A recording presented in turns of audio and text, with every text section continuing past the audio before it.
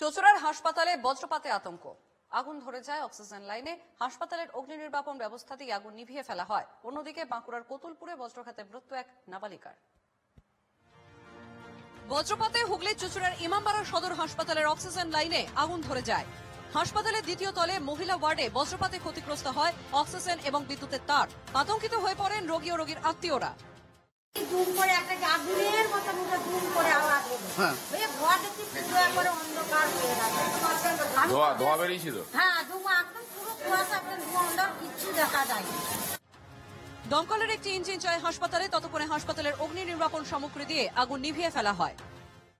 Main building এর second ফ্লোরে female general ওয়ার্ডের ওখানে একটা ইলেকট্রিকের বোধহয় কোনো কারণে আগুন লেগেছিল। ওরাই সেটা চার্জ করেছিল এবং যে সমস্ত পেশেন্টরা ওখানে ভর্তি ছিল তাদেরকে একদম সুস্থভাবে রেস্কিউ করে ওরা অন্য জায়গায় শিফট করে দিয়েছিল।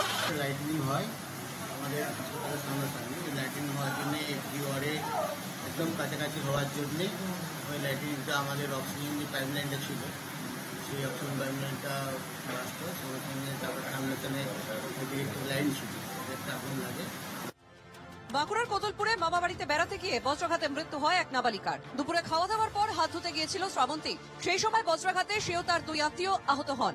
বিষ্ণুপুর হাসপাতালে নিয়ে গেলে নাবালিকা শ্রাবন্তীকে মৃত ঘোষণা করা হয়। বাকি দুজন হাসপাতালে চিকিৎসাধীন। প্রবীর প্রামাণিক এবং মানস রায়ের রিপোর্ট, এনকেটিভি বাংলা।